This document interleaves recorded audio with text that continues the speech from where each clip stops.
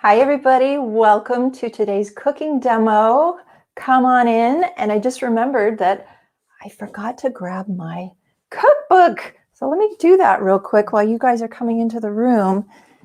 And I always like to have that out. There we go. All right.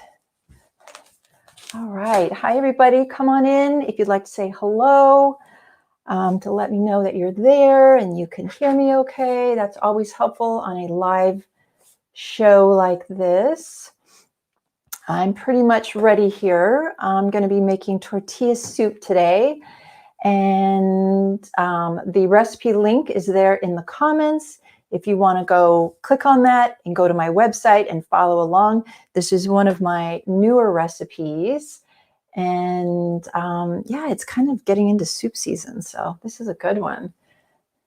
Greetings from Montana. Thank you. I-58 Farms. I like that name.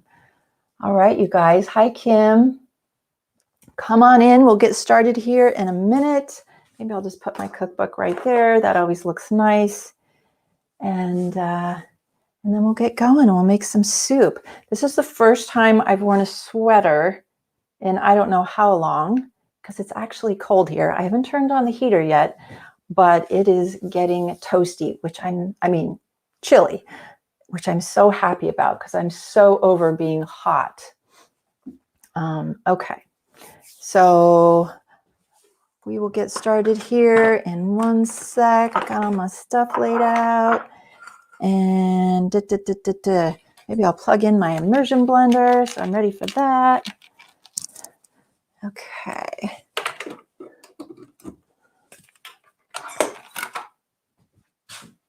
All righty. So I'm going to go ahead and get started. If you guys have any questions at all, just leave them in the comments, and I will answer them. If you are not familiar with my book, this is Straight Up Food, my cookbook. This is a newer recipe, so this one is not in the cookbook, but there's plenty of other recipes in here and lots of soup recipes as well. I've just got soup on the brain. So we've got tomato rice soup, just to get you thinking soup, a beefless stew. And what else do we have here? We've got a potato soup, a minestrone soup, curried French lentils. That's a good one. Broccoli soup, creamy mushroom soup, Southwest stew, which is kind of like a chili with lots of veggies, corn chowder. So lots of soups in the book, and stews, black bean and rice stew. So if you have any questions about any of that, let me know. I'm going to put this to the side for now. And hi, ML from NH. Love your book. We'll print this new recipe. Thank you. Yeah, you can go to my website and print out this tortilla soup recipe if you want. The book came out 5 years ago, so I've created a lot of new recipes since then, and they're on the website at straightupfood.com. So go check that out if you want more recipes. Hello from Brisbane. Woohoo! All right. So I will check comments again in a little bit, but I'm going to go ahead and get started because I am making this in real time. So I'm going to go ahead and turn on my stove here, my portable stove, which I like to use so I don't have to have my back to you at my regular stove over there. Okay, and I'm heating up my soup pot here, and I'm just going to put a little water in the bottom. Whenever I'm heating up a pot, I like to put a little water, or you can put some vegetable broth in the bottom if you like. I usually use water because I'm cheap. I don't like particularly the taste of store-bought vegetable broth, and I don't like the extra packaging, but you can also make vegetable broth at home yourself, so do that if you like. Hi, Rita. Hi, Shane. Hey, Shane, haven't seen you in a while. All right, more people are coming in. Okay, so tortilla soup is what we're making. If you want to follow along, the link is at the top of the comments. And I'm just heating up a little bit of water in the bottom of this soup pot. This is a Le Creuset pot. I think it's 5.5 quarts, I remember. But it's nice to have a real heavy soup pot. I also have a Tupperware stainless steel soup pot. But this one is just cooked so evenly and so nicely. Okay, so tortilla soup, this is just a Mexican-inspired soup. And the cool thing about it is that it uses corn tortillas in the soup to make it a little thicker and a little bit heartier. So we will get to that in a little bit. But our first step is the onions. Some things I've prepped, some things I haven't, just because I thought I would show you how I do it. And what I usually do with my onions, this is like a medium yellow onion. You could use a white onion, you could even use a red onion if you like. And I usually just use my 8-inch chef's knife for chopping. And I cut off both ends to start. And I'm always forgetting something, aren't I? Let me get a bowl for my rubbish to put my little bits and pieces in here, my garbage. And then I cut it in half here. So it's like this. And then if it's a newer, fresher onion, you'll just need to peel the outside off this little annoying paper. If it's been sitting around a little bit longer, you might want to peel another layer off. Okay. I'm going to go ahead and do both of these. And if you guys have any questions, just put them in the comments. I will check in periodically with the comments. And then I just do a cut down the middle, and then I go about a 1/4 inch this way, and then I go about a 1/4 inch this way, and then I turn it, and then I just go across. I've been using my chef's knife for so long. I'm so comfortable with it. I usually just use this to do most of my chopping.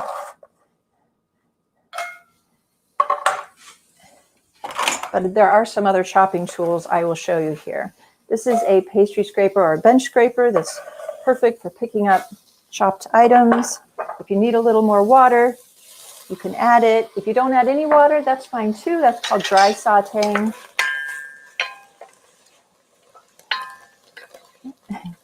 You guys know I have cats. And there's one right there eyeing this thing that my camera's on, and I'm hoping she doesn't jump on it. I could just shut the door, but there's cords, wires, whatever going through the door, and so we'll just hope for the best. All right, so that's one way you could chop your onions.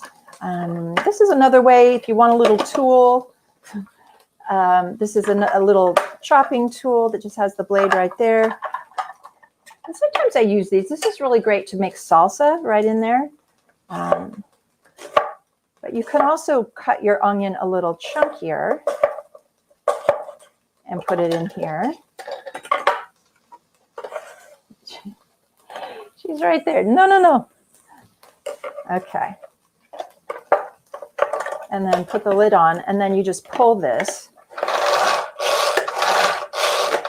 And the more you pull, the finer it chops. Now, I kind of feel like if you're going to pre-chop it anyway, just use your old chopping knife. But this is another option if you want a chopper. And you can see that chopped it a little bit finer because I pulled it. I could have stopped one pull, done one pull less. Okay. Oops. Let's put this in there. All right. So we're just sauteing the onions. A lot of recipes do this because it just calms down the bitterness in the onions and brings out the sweetness in the onions, which is nice. If you're feeling kind of lazy, you could skip this part, but I like it. So you just keep an eye on it and keep stirring it until it gets kind of soft and translucent. Okay. So while that's finishing up, and you want to do this on like a medium-high heat. This little portable stove cooks really fast, and this does too. So while that's doing its thing, we're going to put in some garlic. And this is a similar chopper. This is specific for garlic chopping and anything you want chopped super teeny. There's the blade. It just goes in there. And this calls for 4 cloves of garlic. I've already peeled 3 of my cloves. Sometimes I like to cut the end off if it looks kind of brown. And I'm going to put those in here, the 3 that I already peeled.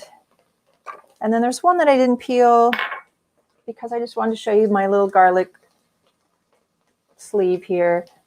That paper is still on there, so we can just put that inside the garlic sleeve and then roll it, and it will release that paper. So when you take it out, that paper is off.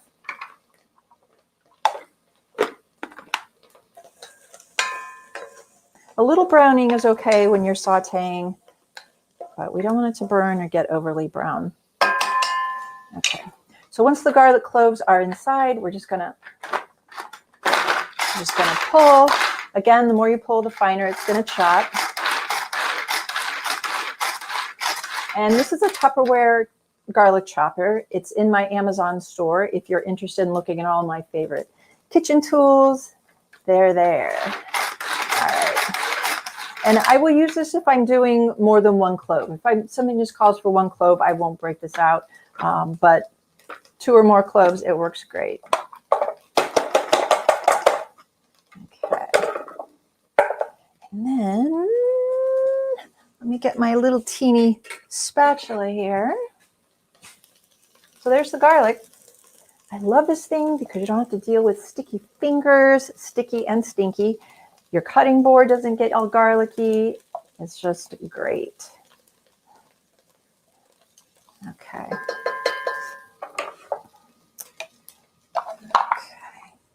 And then also well, let me stir this and then I'll tell you what I'm going to tell you. Put a little bit more water in. I always keep a little water nearby just in case, because things can happen quickly in the pan, in the pot here. All right, and we put the garlic in second because it tends to be a little more delicate in cooking and can burn a little easier. So we get the onions going first, and then we add the garlic. And I just brought this out because I wanted to show you that this also fits with this. This is also a Tupperware, more like an onion chopper. So I think you can get them separately, and you can also get them together. So this has this lid that comes off, and then this chopper that fits in there. So this is very similar to that Xylus chopper that I showed you. It can hold more volume, which is kind of nice. All right.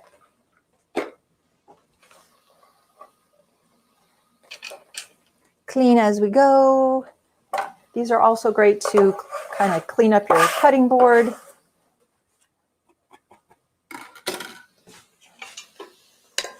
Okay, so that's step one. I think I started to say if you want to do a dry saute, you could do that without adding any water. The idea being the less water you add, the more flavor you're going to get. And you can certainly do a dry saute. You just need to keep an eye on it and make sure it doesn't burn. I have my recipe right over here today, so I'm just referring to that a little bit. Okay, so step two, and let me just check in over here. That's not a good place for my laptop because my glasses get all steamed up. Okay. Hi, Sarah. I'm not a gadget queen, but the garlic roller looks amazing. Yes, I'm not a gadget queen either. I love this, and I love that little garlic chopper. I really do. All right. Okay. Okay.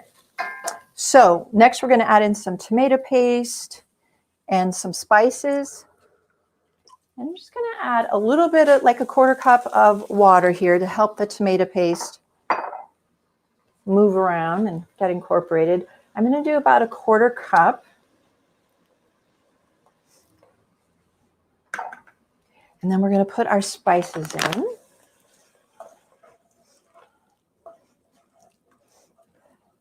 All right, the first spice, so that was a 1/4 cup tomato paste. Tomato paste comes in cans, jars, tubes. You can buy it any way you want. But if you do have extra tomato paste left over, you can put it in a little Ziploc snack bag and just put it in your fridge or your freezer to just throw into something that you're making in the future. All right, so we're going to put in 1 tablespoon of chili powder. And usually I have chili powder kind of hanging around, like chili powder. I don't have chili powder, but I have this Mexican Riviera, which is like a chili powder-ish blend. And it's got chili, it's got different kinds of chilies, garlic, black pepper, chipotle chili, onion, cumin, coriander, cayenne, oregano, marjoram. So it's got lots of good flavor in there. So I'm going to do about a tablespoon of that. You can also just put in straight chili powder. If you like things kind of hot and spicy, you can get a hot one or a medium one.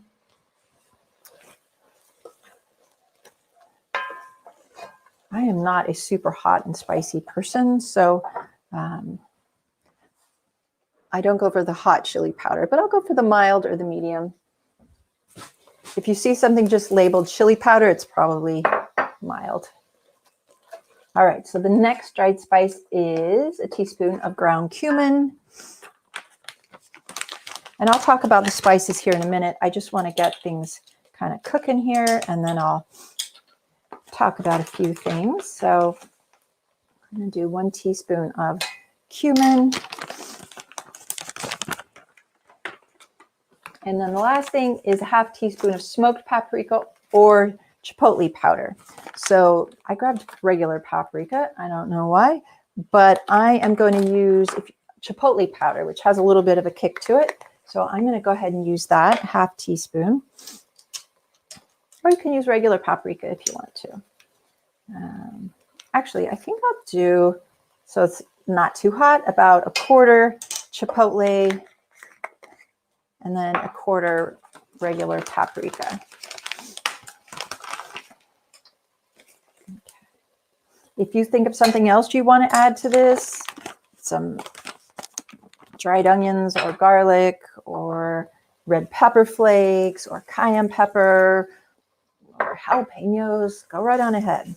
Recipes are guidelines if you're comfortable viewing them as that. Some people follow the recipes exact, but you can also just use them as a guideline and do what sounds good to you. Isn't that looking good already? Okay. By the way, these are my magnetic measuring spoons, which I absolutely love. They stick together because there's a magnet right there. Those are on my store as well. Okay. So, ooh, that looks so good already. And by the way, I didn't mention this yet, but all of my recipes are 100% plant-based, which means 100% plants, no added salt, oil, or sugar, and also no gluten. So I just was reminded of that, saying that, because this is so flavorful already, and there's no salt in here. So if you're a person who's trying to do less salt, you got to up those other dried herbs and spices, or fresh herbs as well. Okay, so now we're going to go to step 3, and we're going to pour in 4 cups of water or salt-free vegetable broth. I already measured my water there. And then we are going to put in some other things, but I'm going to kind of bump down to the corn tortillas because I want to get those going. So we're going to put in 3 corn tortillas that are cut into little pieces. Now, the recipe says about 1/2 inch. Mine are about 1/4 inch because I wanted this to cook fast so it can get done by the time we're done with our live class today. So that's 2. So go ahead and put them right there. And I just thought I would show you how I did that. It's pretty basic, but just cut your tortilla in half and then cut across into lengths. Okay. And then turn them the other way. In a little pile works best. And then just go across.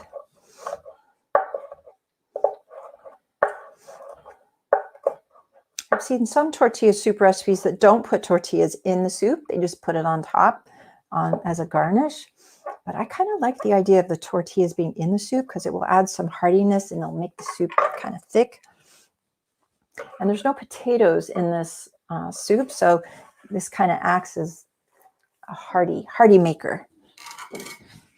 So it'll be a little bit more filling. Okay. And then I'll talk about the tortillas here in a sec. So what else are we going to put in? We're going to put in 3 cups of chopped tomatoes. And I already measured and chopped those. I'm going to go ahead and add those.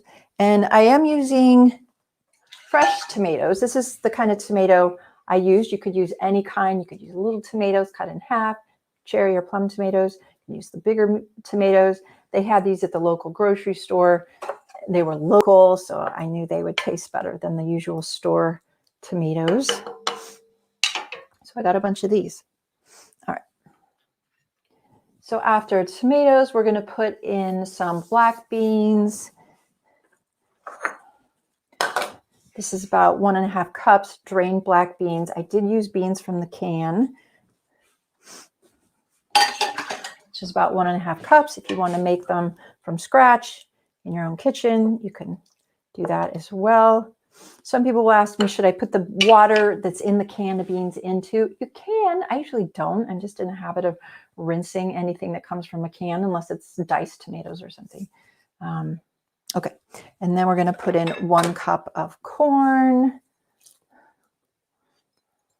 Okay.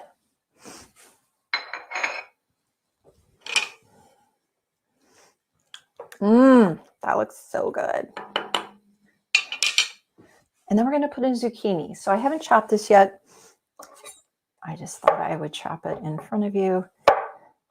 Cut the ends off. And then I cut it in half. And then I cut it in half lengthwise. And I think for this soup, I'm liking smaller pieces rather than big chunks. So I'm just going to go across and come up with pieces like that.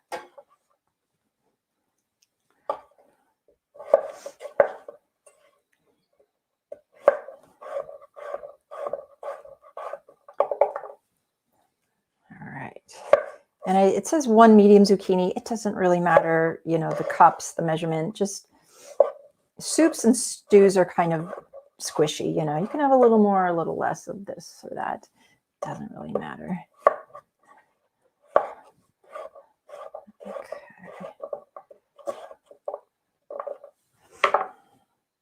And there we go. So we got our zucchini in there. And if you didn't like anything that I'm using in this recipe, corn or zucchini, or you didn't have it, you could make the recipe anyway. It's going to taste great. But that green just, I mean, we eat with our eyes too, right? So adding that green just looks so good. And I'm going to turn this up just a hair, just so it starts getting going.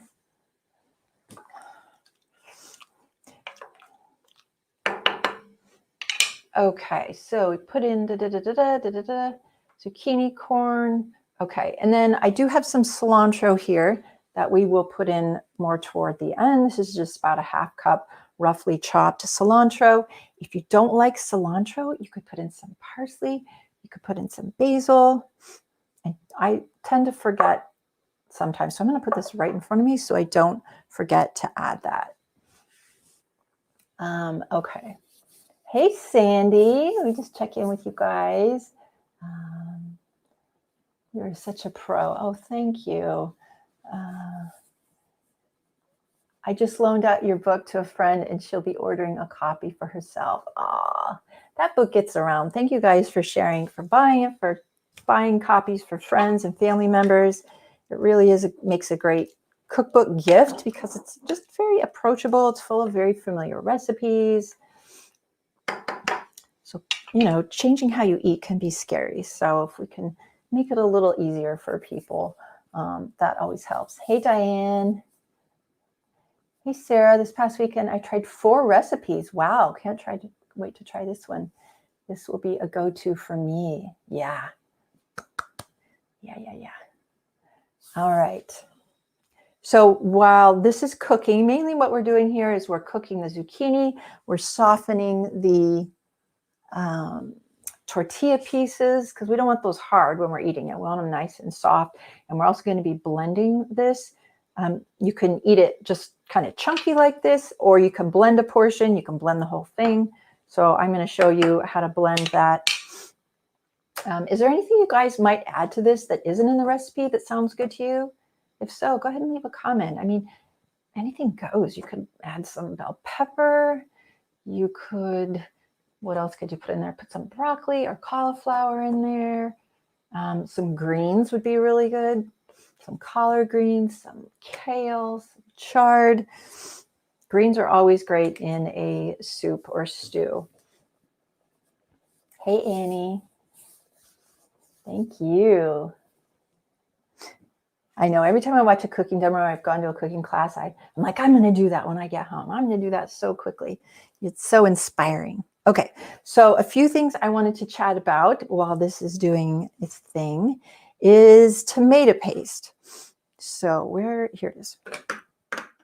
So this is the tomato paste I used today, 365 from Whole Foods, organic. Is that going to focus? I don't know. Oh, you know what? I don't know if I focus. Anyway. And the only ingredients in here is organic tomato pulp and a little citric acid to preserve it. So that's what you want to look for. You want to make sure you read your labels, even if it's on something tiny and so innocent seeming as tomato paste. Because there are other tomato pastes out there. This is an example. I'm not anti-contadina, but they have this tomato paste with Italian herbs that has a lot of different ingredients in it than this one.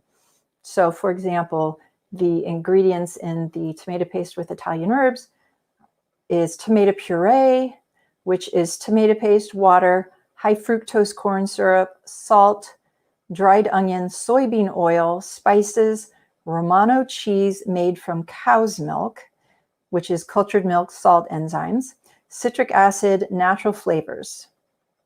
And then it says contains milk. So all of that is in this tomato paste, which seems so odd to me. And there's no mention of Italian herbs, which is funny because that's what's on the very front. There is a category called natural flavors. So I guess the Italian herbs are in that category, which is a little suspect to me. And manufacturers are allowed to do that, to have a category called spices or natural flavors, and they can just put stuff in there and not tell you what it is, which is kind of creepy. I found this a long time ago, and I contacted the company and I asked them what was in the natural flavors, I think. And they couldn't tell me. They said it was proprietary. So that is weird. Okay. Green pepper. Oh, you guys are giving me examples. Mexican oregano, green pepper, rice pepper, hominy, quinoa. Yeah. Some grains in here would be great. Some cooked quinoa or cooked rice. And you could have two starches. You can have the tortillas and the rice or the other grain in there. It's fine. Okay, so that was my spiel on the tomato paste. Just beware. And then I also want to talk about the tortillas. This is the brand that I like that I can get around here where I live, Mi Rancho. Pure Tortilla Joy, organic, corn tortillas. And a lot of corn tortillas, I don't use flour tortillas anymore because they've always got a lot of salt and a lot of oil and that refined white flour. Corn tortillas are they're still processed, but less so, and they don't have any white flour, oil, or you can get them without oil and salt. So the ingredients for these tortillas is water, organic whole white corn, organic yellow corn, masa flour, and then contains less than 2% of guar gum and lime juice. And I believe the guar gum just kind of helps it stay together so it has some flexibility without breaking apart. So there's no salt and there's no oil in this. So if you're looking for a good one, look for Mi Rancho. And I think tortillas are different depending on where you live. So just make sure to read that label. Sodium, 0 milligrams. Nice. Okay. And also corn tortillas that you find in the refrigerated section are going to have less or 0 preservatives in it. So I like to look there first. These aren't in the refrigerated section, but they're still one of the best ones out there. All right. Also wanted to talk about the corn. I don't have the bag because it still has some corn in the freezer in it. But the corn I used was frozen corn in the bag, just like a 1-pound bag, and organic. I always get organic corn products. And it has nothing added, no salt, no oil, no sugar. So even on the frozen bags, there's some really good ones out there with nothing in it, but check that label just to be sure. You can use canned corn, but often they put sugar and salt in that, so read that label. And then of course you could use corn on the cob and just cut the kernels off the side and put it in there. That would be great too if there's good organic corn happening in your life. Okay. I wrote nuts there. Why did I write that? I don't know, because there's no nuts in this. I don't know why I wrote that. All right, spices. I got my spices at a local spice shop. I don't get them all at the spice shop. Some like this I do buy at the grocery store. But if you have a spice shop around you, go to the spice shop. It's so fun to go there. You can smell certain things, and they have lots of organic options and salt-free blends, a lot more than they will have at the grocery store. Oh, here comes a cat. She's going the other way. We might hear a crash. Okay, so check out your spice store. This is from Savory Spice in Santa Rosa, and then we have one in the town where I live as well. And you can buy them online as well. So, and spices, dried herbs and spices can go old. So if you have old ones and you open them up and you smell them and they don't smell like much, they just smell dusty or nothing, get rid of them. Do yourself a favor, get some new fresh dried herbs and spices, especially if you're trying to reduce your salt or go off salt entirely. Having fresh herbs and spices will really help you. All right, let me check in over here. All right. And then this is looking really good. Our tortillas are softening very nicely. I think I'm going to go ahead and, well, let's check the zucchini before I turn it off. We want to make sure that zucchini is cooked as well. It looks pretty good. One more thing I wanted to talk to you about was you can garnish this, and I have it down in the notes there if you want to make some garnish options.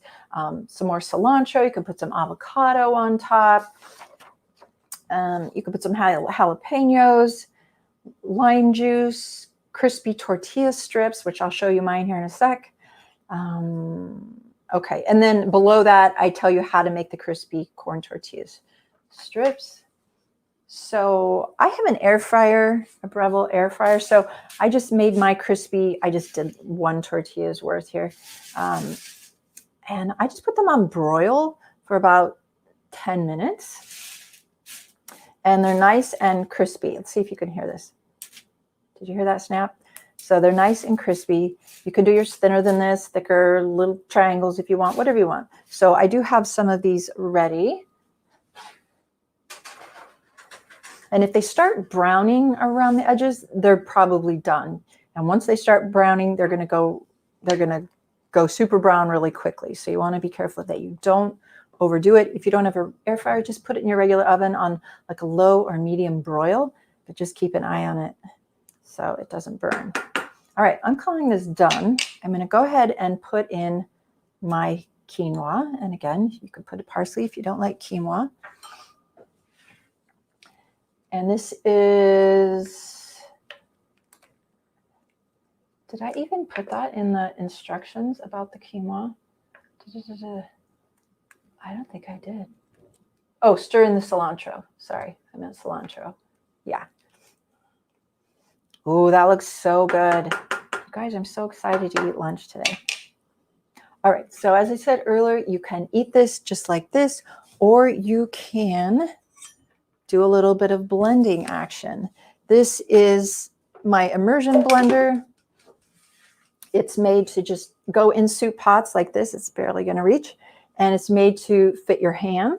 And there's a little blade there at the end. I've had this one a long time, so it sounds kind of funky. It's got a little something going on with it. When you buy one, try to get one that comes apart like this, because it's a lot easier to wash. They do make some that are all together. I guess they just figure you'll rinse it right after you use it and all is fine. But I like the kind that comes apart. Okay, so my cord is just going to reach. So my technique for the Immersion Blender is just to kind of go up and down a few times and then kind of go around. And this works pretty efficiently. So you can blend it all the way. You can leave some chunks in. We'll just see what happens here. And you don't want to lift this above the line of the soup because it will splatter.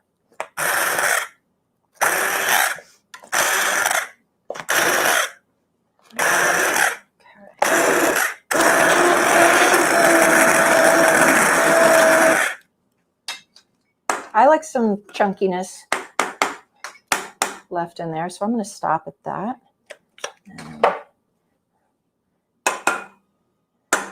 And then you always want to rinse this right after because you don't want to have to be washing that when it's all crusty. So there we go. All right. So while I don't use this immersion blender a ton, it's really nice to have around just for that when you want a creamy soup. All right, so doesn't that look good? So good. All right, let me get my bowl.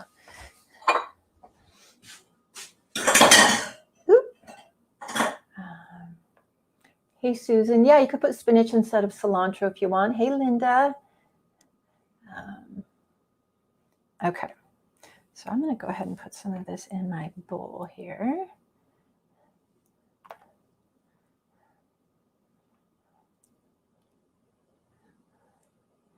Okay.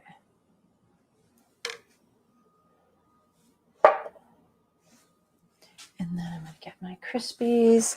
I do like avocado with this. I was going to prepare some of that, but I didn't get around to it. But having that little bit of fat on top, just a little bit of avocado chopped, is really nice too. But today we're just going to put some tortilla strips. And there it is. Boy, I really filled that to the brim, didn't I? Okay. So doesn't that look nice? And soups and stews are great for freezing. So if you're one person out there thinking, I'm not going to eat all that, just freeze some. Okay, you guys, I think that's it. Are you thinking to do another recipe book? Yes, I am. And if you follow me on Facebook or Instagram or my newsletter, which is free, you'll hear about one that's coming out. It's not going to be real soon, but it will be happening. Your knife seems so much sharper than mine. Okay, yeah, let me show you my knife sharpener. There's so many different types of knife sharpeners out there. It's crazy. So I already showed you my 8-inch chef's knife. This is the other knife that I like to use. It's, oh gosh, probably 6.5 or 7 inches. It's a Mac, and this is more of my everyday knife. But I just use nowadays one of these little handheld knife sharpeners, and you just drag it through like this. You can take your knives if you buy a knife at a cutlery shop, they will usually sharpen it for you for free once a year. I didn't get this at the cutlery shop, so I just do this, and it seems to work really well. I use it on that knife too. You could use a honing rod, you could use a stone, and if you want to know how to do any of that, just go onto YouTube, type in your question, and you can see how they do it. Yeah, that Mac knife, I just love that thing. This I do like to have in the kitchen for like the butternut squash and the big cabbage and the big onion and all that kind of stuff. But mostly I use that Mac knife. All right, you guys. Oh, do you ever use an Instant Pot? I do have an Instant Pot. I used it the other day. Yeah, I'm not an Instant Pot queen, I would say, like Chef AJ and the veggie queen, Jill Messenow. But I do have an Instant Pot, and I do like it mostly for making rice and beans. I will make them together with a can of diced tomatoes and some herbs and spices and water, and I'll just make a whole bunch of rice and beans that's kind of flavored. And I will time that. I think I use 41 minutes for black beans, and the rice cooks fine along with the black beans. They don't get overcooked. So yeah, I love my Instant Pot. Okay, you guys, I think that's it. Oh, we're doing good on time. So thank you very much for watching today. I will be back in 2 weeks, and I'm going to be making a black bean stew, I think. So yeah. All right. Thank you guys. I'm going to sign off and I'm going to eat some soup and I will see you soon. All right. Bye.